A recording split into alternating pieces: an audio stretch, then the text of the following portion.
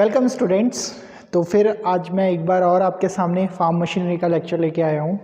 Farm machinery में अभी तक हम लोगों ने 2-3 लेक्चर्स में जो देखा वो हमने फार्म पावर के बारे में पढ़ा कि फार्म पावर क्या होती है। उसके बाद हम लोगों ने ट्रैक्टर्स के बारे में पढ़ा, मैंने ट्रैक्टर्स के बारे में बताया, वो सब देखा। आज जो हमारे पास टॉपिक है वो टॉपिक है टिलेज। बहुत इंपॉर्टेंट टॉपिक है एट्स पार्ट। अगर आप एग्रीकल्चर इंजीनियरिंग के किसी भी एग्ज़ाम्स में अगर आप बैठने वाले हैं तो टिलेज से क्वेश्चंस काफ़ी ज़्यादा आते हैं, प्लस आपके कोर्स के लिए तो इम्पॉर्टेंट है ही है। ठीक है, तो चलिए देखते हैं टिलेज क्या होता है। आज के लेक्चर में हम लोग टिलेज को मैं 2 लेक्चर्स में पढ़ाऊंगा। आज के लेक्चर्स में हम टिलेज की डेफिनेशन देखेंगे, टिलेज के ऑब्जेक्टिव्स देखेंगे कि क्यों हम करते हैं, क्या अफेक्ट करता है सॉइल अगर आप टिलेज कर रहे हो। ठीक है, किसी भी सॉइल मतलब किसी भी फील्ड में, तो उसकी सॉइल की फिजिकल प्रॉपर्टीज़ में क्या क्या चेंजेस आते हैं वो सब हम इसमें देखने वाले हैं। प्लस फिर हम बात करेंगे सॉइल टिलेज सिस्टम के बारे में कि कितने तरीके के आपके टिलेज सिस्टम्स हैं। ठीक है, तो ये सब हम आज की वीडियो में कवर करने वाले हैं। तो चलिए स्टार्ट करते हैं। ठीक है, तो देखिए सबसे पहले समझ लेते हैं कि ये टिलेज भाई होता क्या है। अब हम देसी लैंग्वेज में समझेंगे, बिल्कुल सिंपल लैंग्वेज में मैं आपको बताऊंगा कि क्या होता है टिलेज। तो देखिए, किसी भी फील्ड में अगर आपको एग्रीकल्चर करना है, ठीक है, एग्रीकल्चर करने का मतलब है कि अगर आपको कोई भी क्रॉप बोनी है तो आप क्रॉप कैसे बोते हो। ठीक है, जैसे ये सपोज़ आपकी एक फील्ड है, ठीक है, तो इसमें अगर आपको कोई सीड्स हैं आपके पास, ये सारे सीड्स हैं आपके पास, ठीक है, तो ये अगर आपको क्या करनी है, इसमें बोनी है, तो इसके लिए आपको क्या करना पड़ेगा। आप लोग घरों में भी आप लोगों ने कुछ चीज़ें, अगर आप प्लांट बोते हो तो सबसे पहले उसमें टूल की मदद से इसमें क्या करते हो, आप डिग करते हो इसको, है ना। डिग का मतलब है इसको खोदते हैं हम, सॉइल को पलटना पड़ेगा, है ना। सॉइल को पलटने के बाद फिर हम इसमें क्या करते हैं, सीड्स को डाल देते हैं और तब ये सीड हमारे जर्मिनेट होना स्टार्ट होते हैं। ठीक है, तो हमने क्या किया, ये सीड जो बोने के लिए हम लोगों ने क्या किया, इस मिट्टी को क्या किया हमने, इसको क्या किया, मैनुपुलेट किया। मैनुपुलेट का मतलब इसको पलटा, हमने मिट्टी को पलटा, खोदा उसको। ठीक है, अच्छा, तो यही चीज़ क्या होती है, इसी को टिलेज बोला जाता है। क्या चीज़, टिलेज क्या होता है, इट इज़ अ फिजिकल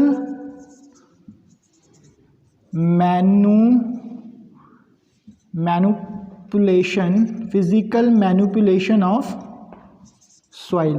अच्छा, अभी जो मैनुपुलेट कर रहे हो आप सॉइल को, मतलब पलट रहे हो सॉइल को, तो वो पलट किससे रहे हो भाई, किसी ना किसी मशीन का यूज़ किया होगा आपने, या किसी औजार का, मतलब किसी टूल का यूज़ किया होगा। जैसे फड़वा हम लोग यूज़ करते हैं, कुदाल का यूज़ करते हैं, ठीक है, या प्लग का यूज़ किया होगा। जो अगर बड़ा खेत है तो प्लग यूज़ करते हैं हम उसमें। ठीक है, तो वो किसी ना किसी हेल्प से किया होगा। तो physical manipulation of soil with the help of tools machines is known as tillage. तो आपको इतना याद रखना है कि भाई जो फिजिकल खेती करने के लिए जो हम फिजिकल मैनुपुलेट करते हैं सॉइल के साथ, मतलब जो मिट्टी को पलटा जाता है, तो उसी को हम लोग क्या कहते हैं, टिलेज कहते हैं। ठीक है, बहुत इंपॉर्टेंट डेफिनेशन है और सिंपल भी है definition.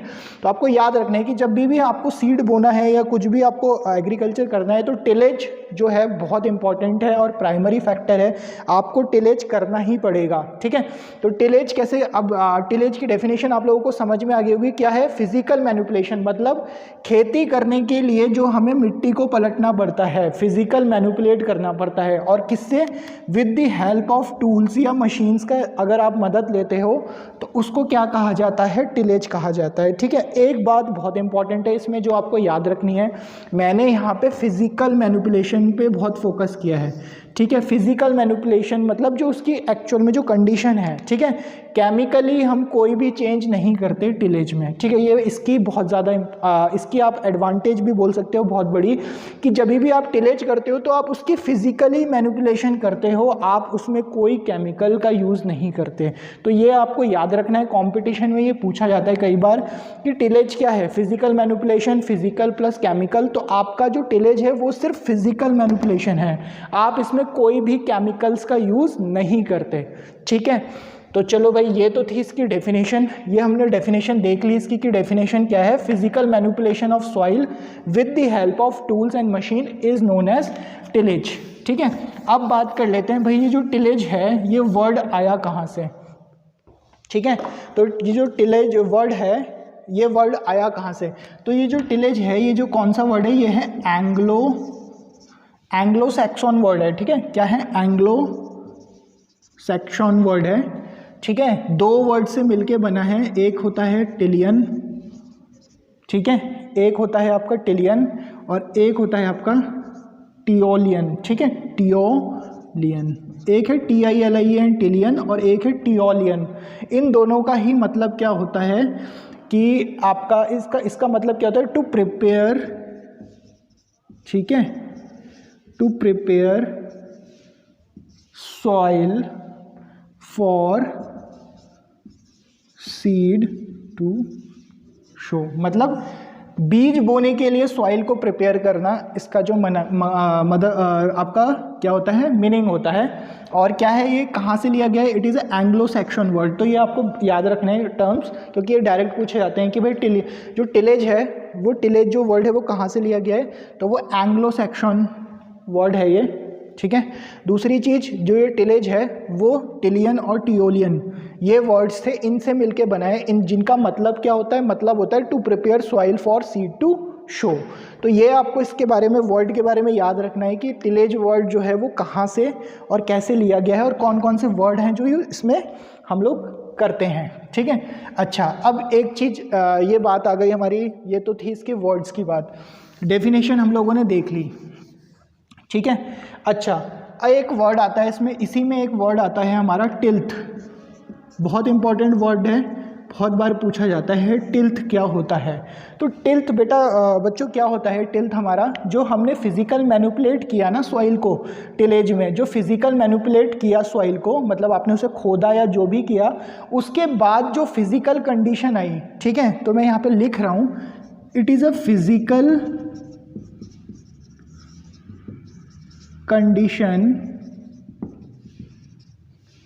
Of soil after tillage activity, ठीक है, मतलब टिलेज एक्टिविटी करने के बाद जो भी आपकी फिजिकल कंडीशन आई सॉइल की, उसको हम क्या वर्ड से बोलते हैं, टिल्थ बोलते हैं।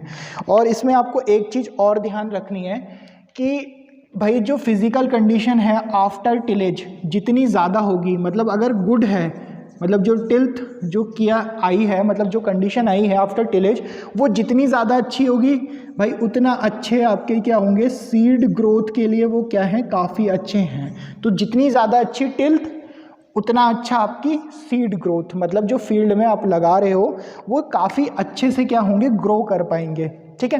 तो ये टर्म भी आपको याद रखनी है, टिल्थ भी कई बार पूछा जाता है पेपर में कि टिल्थ क्या है। तो tilth is nothing but it is a physical condition of soil after tillage activity.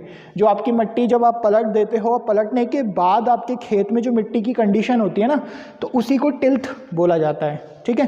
तो टिल्थ आपको क्या करना है, याद रखना है टिल्थ कि टिल्थ क्या होता है, ठीक है। अच्छा, टिल्थ हो गया हमारे पास। अब आ जाते हैं भाई थोड़ा सा टिलेज की ना हिस्ट्री देख लेते हैं कि कहाँ से आया है। भाई देखो हिस्ट्री जो है ना टिलेज की वो काफ़ी पुरानी है, मतलब आज से 7,500 11,000 मतलब कुछ लोग बोलते हैं। तो मतलब मेरा मानना ये है कि जब से आप खेतों में खेती, मतलब आपने अगर बीज बोना स्टार्ट किया है तो तभी से टिलेज का जन्म हो चुका है।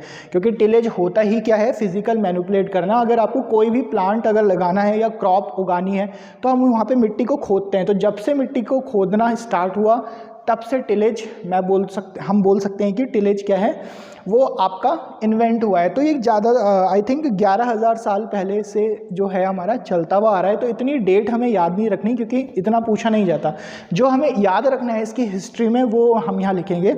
तो सबसे पहली जो क्वेश्चन जो आता है वो आता है इसका फादर ऑफ टिलेज, कि फादर ऑफ टिलेज किसे कहा जाता है, ठीक है, फादर ऑफ टिलेज। ये बहुत बार क्वेश्चन आता है, फादर ऑफ टिलेज, ठीक है। तो आप लोगों ने नाम, आप लोग एग्रीकल्चर फील्ड से जुड़े हैं तो आप लोगों ने नाम सुना होगा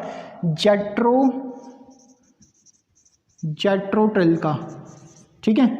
जेट्रो टिल को क्या कहा जाता है, फादर ऑफ टिलेज कहा जाता है, ठीक है। ये आपको याद रखना है, क्या, जेथ्रो टिल, ठीक है। जेट्रो टिल को क्या कहा जाता है, फादर ऑफ टिलेज कहा जाता है। अच्छा, इन्होंने क्या किया था, इनके बारे में थोड़ा कुछ इंपॉर्टेंट है जो पूछा जाता है वो देख लेते हैं। इन्होंने क्या किया था 1701 में, ठीक है, 1701 में इन्होंने एक मशीन ईजाद की, जिसका नाम इन्होंने दिया सीड ड्रिल, जिसको सीड ड्रिल के नाम से जाना जाता है। ठीक है, पहले क्या होता था कि पहले आपका कंट्री प्लग, आप लोगों ने देखा होगा कंट्री प्लग से हम लोग खेती करते थे, लंबी लंबी लाइंस बनाई जाती थी, उसमें जब टिलेज किया जाता था। तो इन्होंने 1701 में एक सीड ड्रिल नाम की एक मशीन क्या करी, इन्वेंट की, जिसको कि रन मतलब या ड्रिवन बाय, इसको जो ड्राइव किया गया ड्रिवन बाय हॉर्स, मतलब घोड़ों की मदद से इसको क्या किया जाता था, चलाया जाता था। इसमें फ़ायदा क्या होता था सीड ड्रिल में, इसमें क्या है, पहले कंट्री प्लग से जब आप करते थे तो पहले आपको खोदना पड़ता था, फिर हाथों से आपको सीड डालने पड़ते थे। इसमें क्या है कि ये साथ साथ खोदता भी जाएगा, मतलब मैनिपुलेट भी करता जाएगा सॉइल को, और सीड भी अपने आप ही उसमें डलते जाएंगे। ठीक है, और इसको चलाया किससे गया था, हॉर्स से चलाया जाता था, क्योंकि उस समय कोई भी मतलब हमारे पास मशीन्स नहीं थी, मतलब इंजन्स का इन्वेंशन नहीं हुआ था, तो घोड़ों की मदद से ही इसको चलाया जाता था। ठीक है, सीड ड्रिल। और एक मशीन और है इन्होंने जो इन्वेंट की है, वो हो है, हो के नाम से आती है एक, HOE हो। ये भी जेट्रो ड्रिल ने ही क्या की थी, ड्रिवन की थी, मतलब सॉरी इन्वेंट की थी, और ये भी आपकी हॉर्स से ही चलती थी। उस समय जितनी भी मशीनें आती थी एग्रीकल्चर की, जनरली हॉर्स से चलाई जाती थी, क्योंकि उस समय हमारे पास कोई भी इंजन विंजन नहीं था। ठीक है, दूसरी चीज़ जो आपको याद रखनी है टिलेज में, इन्होंने क्या किया भाई, जेट्रो ड्रिल ने काफ़ी ज़्यादा आपका काम किया है टिलेज के लिए, क्योंकि पहले टिलेज को इतना ज़्यादा इंपॉर्टेंस नहीं दी जा सकती नहीं जाती थी, बट जेट्रो ड्रिल जब से आए तो उन्होंने बहुत ज़्यादा रिसर्च किया टिलेज पे। तो उन्होंने क्या पाया भाई, जो टिलेज है वो मतलब इतना ईजी टास्क नहीं है जितना हम लोग देखते हैं कि मिट्टी खोदी, और तो इन्होंने क्या किया कि ये एक साइंस है, मतलब मिट्टी को मैनिपुलेट करना भी एक साइंस है। जितनी अच्छी आप मैनिपुलेट करोगे उतना अच्छा आपका क्या होगा, सीड मतलब ग्रोथ कर पाएंगे। ठीक है, तो इन्होंने क्या किया, 1762 में, ठीक है, 1762 में इन्होंने एक बुक लिखी, बुक का नाम था हॉर्स होइंग हस्बेंड्री। ठीक है, नाम याद रखना है आपको, क्या, हॉर्स होइंग हस्बेंड्री। नाम इसका हॉर्स होइंग हस्बेंड्री इसलिए पड़ा क्योंकि जितनी भी इन्होंने कंसेप्ट दिया रिगार्डिंग टिलेज, वो सारे के सारे जो रन करते थी मशीन्स, वो सारी की सारी जितने भी इन्होंने इक्विपमेंट्स दिए, मतलब जो भी इस बुक में मतलब मेंशन्ड है, आप लोग पढ़ सकते हैं इस बुक को, हॉर्स होइंग हस्बेंड्री को, अगर आपको टिलेज के डिटेल्स में जाना है तो जितने भी आप देखेंगे उसमें इक्विपमेंट्स थे वो सारे के सारे हॉर्स की मदद से चलते थे, तो इसीलिए उन्होंने बुक का नाम कर दिया हॉर्स होइंग हस्बेंड्री। तो काफ़ी फेमस बुक है और क्वेश्चन भी इसमें से आता है। तो आपको हिस्ट्री में, आपको जो टिलेज की हिस्ट्री है उसमें 3 क्वेश्चन याद रखने हैं। पहला क्वेश्चन ये याद रखना है कि फादर ऑफ टिलेज किसे कहा जाता है, जेट्रो टिल को, एक क्वेश्चन ये हो गया। दूसरा क्वेश्चन इसमें से क्या आता है कि 1701 में जो जेट्रो टिल ने मशीन इन्वेंट की थी उसका नाम क्या है, सीड ड्रिल। जो सीड ड्रिल मशीन थी वो चलती किससे थी, हॉर्स से चलती थी, ये भी आपको याद रखना है। दूसरा क्या याद रखना है, जेट्रो टिल ने 1762 में एक बुक लिखी थी, उस बुक का नाम क्या था, हॉर्स होइंग हस्बेंड्री। एक ये, कई बार क्या होता है वो आपको हॉर्स होइंग हस्बेंड्री दे देगा और पूछेगा कि ये बुक किसने लिखी है, तो आपको नाम याद रखना है, जेट्रो टिल ने। क्या कई बार ये पूछ देगा कि जो हॉर्स होइंग हस्बेंड्री है वो कौन से ईयर में लॉन्च हुई थी, तो 1762 में लॉन्च हुई थी। तो ये सब आपका हिस्ट्री का पार्ट है। ठीक है, अब बात कर लेते हैं हम टिलेज में, आगे चलते हैं। ठीक है, और आगे हम लोग टिलेज में टिलेज सिस्टम की बात कर लेते हैं। ठीक है, किस चीज़ की बात कर लेते हैं, टिलेज सिस्टम की। अच्छा, टिलेज सिस्टम से के पहले हम 2 चीज़ इसमें इंपॉर्टेंट हैं वो डिस्कस कर लेते हैं। सबसे पहले तो इसका ऑब्जेक्टिव देख लेते हैं। ठीक है, ऑब्जेक्टिव देख लेते हैं कि टिलेज का क्या क्या ऑब्जेक्टिव है। देखो, मिट्टी जब हमने पलटी तो मिट्टी क्या होती है, बिल्कुल मिट्टी जो होती है सॉइल बिल्कुल फाइन पार्टिकल्स में, बिल्कुल चूरा देखा होगा आपने, बिल्कुल फाइन पार्टिकल्स हो जाते हैं। तो उससे क्या होता है, इसकी पोरोसिटी इंक्रीज कर जाती है। ठीक है, तो पहला ऑब्जेक्टिव यह है कि टिलेज से आपकी क्या होती है, पोरोसिटी इंक्रीज या इसमें हेल्प मिलती है। तो इससे क्या होता है, आपका एयर जो है वो ज़्यादा अंदर तक जाएगी, पोर्स हो जाएंगे, एब्जॉर्बिंग कैपेसिटी सॉइल की क्या हो जाती है, वो बढ़ जाती है। तो पहला तो ये है। दूसरा ऑब्जेक्टिव क्या है, to prepare seed bed. Seed bed का मतलब क्या है कि अभी हमने देखा ना कि सीड को बोने के लिए, मतलब सीड को बोने के लिए, जर्मिनेट करने के लिए हमें उसके लिए एक प्रॉपर कंडीशन देनी पड़ती है, फिजिकल कंडीशन तैयार करनी पड़ती है सॉइल की। तो वही है कि to prepare seed bed, bed का मतलब यही है कि सॉइल सीड को बोने के लिए जो हम तैयार करते हैं सॉइल को, तो उसी को बोला जाता है। तो ये भी एक ऑब्जेक्टिव आ जाता है इसका टिलेज का, कि ये चीज़ हमारी इससे हो जाती है। और क्या हो सकता है इससे, हम क्या कर सकते हैं, इंसेक्ट एंड पेस्ट कंट्रोल। ये कैसे होता है भाई? अब देखो, जब आपने क्या किया, टिलेज किया, तो आपकी मिट्टी क्या होगी, आपने मिट्टी को पलटा। तो जब आपने मिट्टी को पलटा मतलब मैनिपुलेट किया, मतलब मिट्टी पलटी, तो नीचे क्या होता है, खूब सारे इंसेक्ट्स होते हैं सॉइल के नीचे, सरफेस के नीचे क्या होते हैं, खूब सारे इंसेक्ट्स होते हैं। वो लोग वहाँ पे क्या कर सकते हैं, अपने अंडे वंडे दे के रखते हैं। तो क्या होता है, जब आप सॉइल को पलटते हो, ठीक है, मैनिपुलेट करते हो, तो जो सरफेस पे आ जाते हैं ये इंसेक्ट और पेस्ट, ठीक है। तो जितने भी पेस्ट और इंसेक्ट होते हैं वो सरफेस पे आ जाते हैं। तो सरफेस पे आने से क्या होता है, जब वो सनलाइट के कांटेक्ट में आते हैं तो इतना ज़्यादा टेम्परेचर मिलता है उन्हें सरफेस पे कि वो ऑटोमेटिकली डेड हो जाते हैं। और कई बार क्या होता है, कितने सारे जब आप ये सब चीज़ें करते हो, तो जितने भी बर्ड्स हैं तो वो उसको क्या कर लेती हैं, फीड कर ले, मतलब खा लेती हैं। तो उससे भी क्या होता है, ये कंट्रोल में आ जाता है। तो एक ये भी बहुत इंपॉर्टेंट है कि पेस्ट कंट्रोल भी हमारा टिलेज से हो जाता है। चौथा देख लेते हैं, वीड कंट्रोल। ये भी बहुत इंपॉर्टेंट है भाई, सबसे इंपॉर्टेंट है टिलेज का वीड कंट्रोल। वीड मतलब जो अनवांटेड घासेस, जो अनवांटेड ग्रास है आपकी फील्ड में उग जाती है, जब आपकी फील्ड क्या है, मतलब जब आपने कोई भी फसल नहीं उग रखी है। क्योंकि जो ये वीड होती है, इसको जर्मिनेट होने के लिए कोई कंडीशन की ज़रूरत नहीं है, ये अपने आप ही जर्मिनेट हो जाती है। मतलब ना ही आपको प्लगिंग करने की ज़रूरत है, ना ही कुछ भी करने की ज़रूरत नहीं है, तो ये अपने आप ही उग जाती है। तो ये क्या होती है, बड़ी हार्मफुल होती है हमारे प्लांट्स के लिए।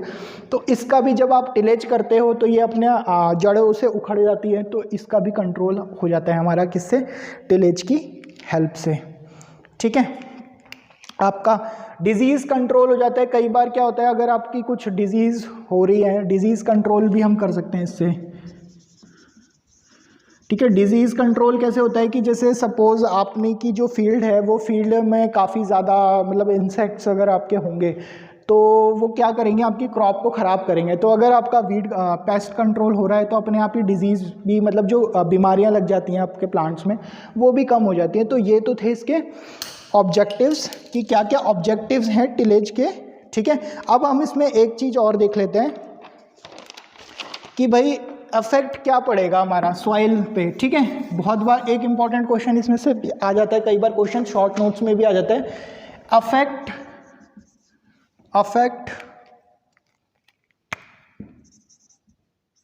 On soil property, affect on soil property, ठीक है। मतलब सॉइल की जो प्रॉपर्टीज़ हैं उन पे क्या अफेक्ट पड़ता है। मतलब प्रॉपर्टी का मतलब है कि physical property, generally physical property की बात करेंगे, क्योंकि हमने केमिकली तो उसमें कुछ डाला ही नहीं है, हमने फिजिकली मैनिपुलेशन किया है। तो फिजिकल प्रॉपर्टी पे क्या अफेक्ट पड़ता है टिलेज का। तो जो सबसे पहला अफेक्ट है वो ये है कि सॉइल स्ट्रक्चर, ठीक है। सॉइल स्ट्रक्चर का क्या मतलब है कि भाई जो पहले क्या थी, इसमें जो पोरोसिटी थी वो कम होती है, जो सॉलिड सरफेस होती है उसमें पोरोसिटी कम होती है। तो सॉइल का स्ट्रक्चर चेंज होते ही क्या हो जाता है भाई, इसमें पोरोसिटी क्या होने लग जाती है, वो इंक्रीज कर जाती है सॉइल की, ठीक है। पोरोसिटी इंक्रीज कर जाएगी तो ज़्यादा से ज़्यादा एयर आपकी मतलब आपकी सॉइल के अंदर जा पाएगी, ठीक है। और आपका एब्जॉर्बिंग कैपेसिटी भी इंक्रीज होएगी। तो क्या इफेक्ट होता है, सबसे पहला तो सॉइल स्ट्रक्चर में जो होता है वो अफेक्ट करता है आपका टिलेज, ठीक है। दूसरा देख लेते हैं bulk density. Bulk density, bulk density आपको पता ही है, बल्क डेंसिटी क्या होती है भाई, बल्क डेंसिटी आपको पता है कि मास अपॉन वॉल्यूम, यही होता है फॉर्मूला, मास अपॉन वॉल्यूम। तो क्या होता है कि जब आप क्या करते हो, टिलेज करते हो, मतलब मैनिपुलेट करते हो सॉइल को, वो उसका वॉल्यूम में इंक्रीज हो जाता है, ठीक है। क्या इंक्रीज करता है, उसका वॉल्यूम इंक्रीज करता है। तो अगर आपका वॉल्यूम इंक्रीज करता है तो ये क्या है, देखो डेंसिटी जो है वो आपकी इन्वर्सली प्रोपोर्शनल है वॉल्यूम के। तो आपकी जो बल्क डेंसिटी है वो क्या कर जाएगी, डिक्रीज कर जाएगी, ठीक है। तो बल्क डेंसिटी भी आपकी क्या कर जाती है, डिक्रीज कर जाती है, ठीक है, किसकी, सॉइल की, आफ्टर टिलेज, ठीक है। उसके बाद बात कर लेते हैं भाई थर्मल कंडक्टिविटी। ठीक है। थर्मल कंडक्टिविटी पे कैसे अफेक्ट पड़ता है, देखो क्या होता है कि आपकी जब सॉलिड सरफेस होती है तो आपने कभी अगर आपने फिजिकली देखा है उसको छू के तो वो ज़्यादा गर्म होती है रैदर देन जहाँ पे टिलेज ऑपरेशन आपने करा रखा है वो देखोगे अगर आप टच करके तो उसमें ज़्यादा ठंडक रहती है, मतलब टेम्परेचर उसका as compare to that soil क्या होता है कम रहता है। तो वो क्यों रहता है, क्योंकि आफ्टर टिलेज ऑपरेशन क्या होता है ये जो थर्मल कंडक्टिविटी होती है वो क्या कर जाती है, ये भी क्या कर जाती है, डिक्रीज कर जाती है। ठीक है, टिलेज के बाद क्या होता है थर्मल कंडक्टिविटी सॉइल की क्या हो जाती है, डिक्रीज कर जाती है, इसीलिए उसका टेम्परेचर क्या होता है वो ड्रॉप डाउन हो जाता है। अच्छा, अब एक और है हमारे पास, चौथा जो है वो है सॉइल कलर। ठीक है, ये भी बहुत इंपॉर्टेंट फैक्टर है। सॉइल कलर पे कैसे अफेक्ट करता है, सॉइल कलर आपका क्या हो जाता है डार्क से लाइट कलर में आपकी हो जाती है सॉइल चेंज। अब ये होता क्यों है, ये डार्क कलर समझ लेते हैं कि डार्क कलर जो होता है सॉइल का वो डार्क कलर क्यों होता है। तो जो डार्क कलर होता है ना सॉइल का, वो डार्क कलर बेसिकली क्या होता है, इसमें क्या होते हैं ऑर्गेनिक मैटर होते हैं प्रेजेंट। तो इन ऑर्गेनिक मैटर के कारण क्या होता है कलर जो सॉइल का वो डार्क होता है ऑर्गेनिक मैटर के प्रेजेंट होने के कारण। तो अब क्या होगा कि जैसे अगर आपने फिजिकल मैनिपुलेशन की है, मतलब आपने क्या किया मिट्टी को पलट दिया, तो मिट्टी को पलटने से क्या होगा आपकी ये जो एरोबिक एक्टिविटी है ना, एरोबिक एक्टिविटी, ठीक है, वो बढ़ जाती है, वो इंक्रीज कर जाती है। एरोबिक एक्टिविटी क्या होगी, इंक्रीज कर जाती है। क्यों, क्योंकि ऑक्सीजन लेवल बढ़ जाता है, क्योंकि आपने मिट्टी पलटी तो ऑक्सीजन वहाँ पे ज़्यादा पहुँच गई अब, तो उससे एरोबिक एक्टिविटी इंक्रीज होती है। अगर एरोबिक एक्टिविटी इंक्रीज होगी तो क्या होगा, डिकम्पोजिशन स्टार्ट हो जाता है। डिकम्पोजिशन, डिकम्पोजिशन किसका, इस ऑर्गेनिक मैटर का। तो ऑर्गेनिक मैटर जो भी होंगे वो डिकम्पोज होने लग जाएंगे। तो जैसे जैसे वो डिकम्पोज होते जाएंगे तो ये जो डार्क कलर है ना सॉइल का वो लाइट की तरफ चेंज हो जाता है। तो आपने कई बार देखी भी होंगी कि जब आप टिलेज ऑपरेशन कर देते हो ना तो मिट्टी का कलर हल्का सा भूरा भूरा हो जाता है, लाइट ब्राउन कलर की हो जाती है मिट्टी। वो इसीलिए होती है, क्यों, क्योंकि जो डिकम्पोजिशन है ऑर्गेनिक मैटर का वो होना स्टार्ट हो जाता है। ठीक है, तो ये भी आपको ये 4 पॉइंट याद रखने हैं। ये इस पे भी कभी क्वेश्चन आ जाते हैं कि टिलेज ऑपरेशन के बाद बल्क डेंसिटी में क्या अफेक्ट पड़ता है, सॉइल कलर में क्या अफेक्ट पड़ता है, थर्मल कंडक्टिविटी बढ़ेगी घटेगी। तो ये सब पैरामीटर्स हैं, आपको एज इट इज़ याद रखने हैं, कई बार क्वेश्चन इसमें पूछ लिए जाते हैं। ठीक है, अब आगे चलते हैं इसमें और अब बात कर लेते हैं टिलेज सिस्टम की बात कर लेते हैं। ठीक है, टिलेज सिस्टम की बात कर लेते हैं। ठीक है, तो 3 सिस्टम है इसमें, बोला जाता है इसको 3 सिस्टम ऑपरेशंस बोला जाता है। टिलेज को जो हमने क्लासीफाई किया है वो 3 सिस्टम में किया है। अब देखिए होता क्या है कि आपने सपोज किसी भी फील्ड में आपने क्या किया है, यहाँ पे ये फसल लगा रखी है, ठीक है, कोई क्रॉप आपने बो रखी है। तो जब आप इसको क्या करोगे, हार्वेस्ट करोगे, तो हार्वेस्ट जब हम इसको करते हैं तो इसको कंप्लीटली यहाँ से जड़ों से नहीं उखाड़ा जाता, इसको क्या करते हैं कुछ पार्ट ऊपर से यहाँ से आप इसको कट करते हो। तो क्या हो जाता है कि जब आपने कटिंग कर दी तो कुछ पार्ट यहाँ पे रह जाता है सॉइल पे, ठीक है, रूट के साथ। तो ये जो बचा हुआ पार्ट है इसको क्या बोलते हैं, इसे बोला जाता है रेसिड्यू। ठीक है, जो कि जब आप क्या करोगे, अब आगे जब आप क्रॉप लगाओगे तो इसको क्या करोगे, आप इसको निकालोगे। तो जो सिस्टम है ना टिलेज सिस्टम, वो इसी क्रॉप रेसिड्यू के बेसिस पे ही हम लोगों ने क्या किया है, क्लासीफाई किया है। और जनरली हमने 3 उस पर क्लासीफाई किया है। तो ये तीनों हम लोग देख लेते हैं एक एक करके कि कौन कौन से उस पर किया है। ठीक है, अच्छा, आपको ये समझ में आ गया ना रेसिड्यू का क्या मतलब है कि जब आपने क्रॉप काटी तो क्रॉप काटने के बाद जो कुछ पार्ट बच जाता है ना, इसी को हम क्या बोलते हैं, रेसिड्यू बोलते हैं सरफेस पे। और जितना रेसिड्यू आपका सरफेस पे मिलेगा उसी के बेसिस पे हमने 3 सिस्टम मतलब टिलेज को 3 सिस्टम में क्लासीफाई किया है। अब वो देख लेते हैं कि क्या है। सबसे पहला जो सिस्टम है वो है रिड्यूस्ड टिल। रिड्यूस्ड टिल, ठीक है, रिड्यूस टिल में क्या करते हैं हम, इसमें क्या होता है आपका जो इसमें जो सरफेस पे रहती है वो 15 से अगर 30% का रेसिड्यू है, मतलब 15% और 30% के बीच में अगर आपका रेसिड्यू है आपका सरफेस पे, तो वो सिस्टम आपका क्या होता है, इसमें हम क्या करते हैं, रिड्यूस टिलेज करते हैं। ठीक है, रिड्यूस टिलेज करते हैं हम किसमें, अगर आपका 15 से 30% है उसमें, तो उसमें आप क्या करोगे, रिड्यूस टिल करोगे। नेक्स्ट देख लेते हैं, second one is conventional till.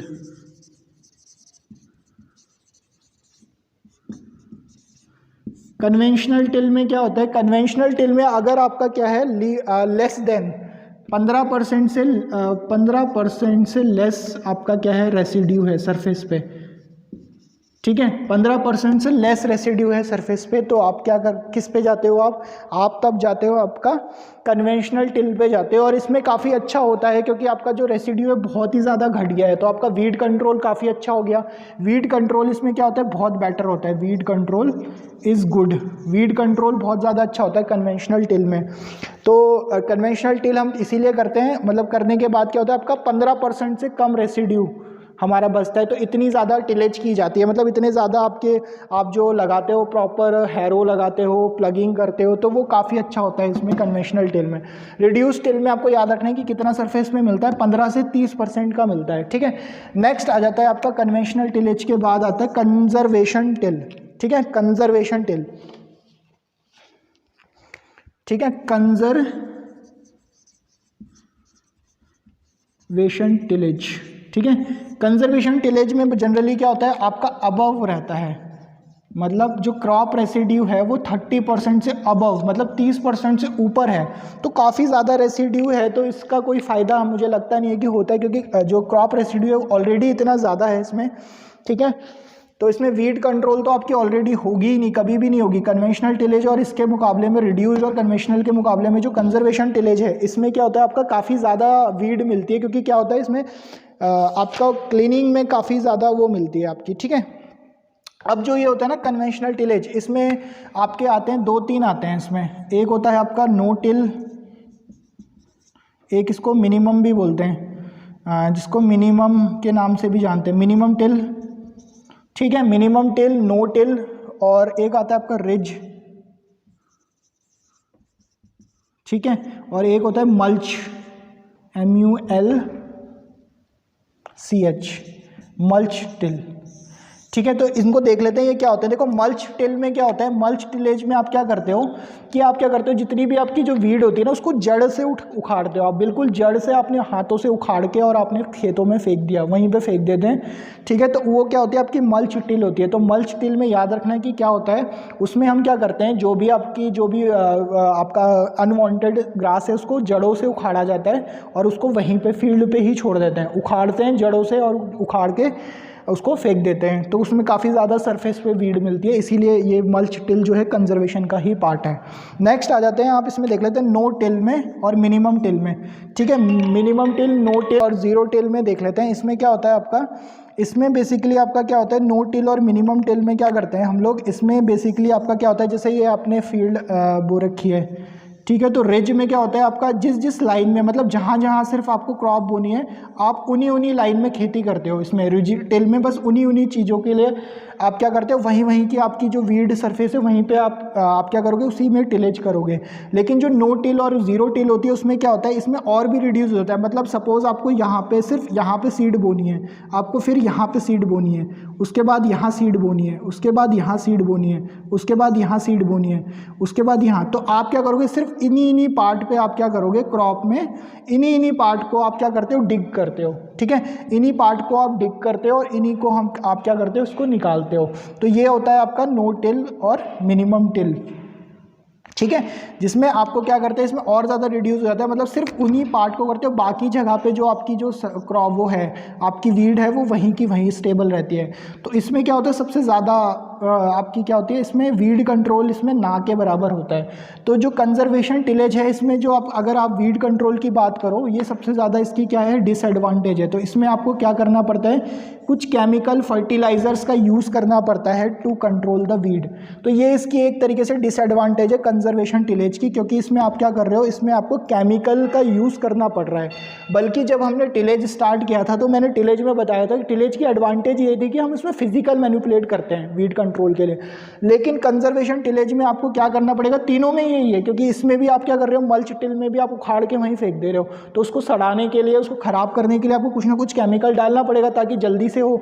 तो कंजर्वेशन टिलेज की ये डिसएडवांटेज है कि इसमें आपको क्या करना पड़ता है, केमिकल्स का यूज़ करना पड़ता है टू रिमूव दी वीड्स। बल्कि कन्वेंशनल और टिलेज में ऐसा नहीं करना पड़ता, क्योंकि इसमें परसेंटेज ही बहुत कम रहती है, तो इसमें आपका वीड कंट्रोल ऑटोमेटिकली हो जाता है। तो ये थे आपके 3 सिस्टम्स टिलेज के। नेक्स्ट लेक्चर में हम लोग क्या करेंगे, आगे चलेंगे और नेक्स्ट सिस्टम में हम प्राइमरी और सेकेंडरी टिलेज देखेंगे क्या होता है। ठीक है, थैंक यू।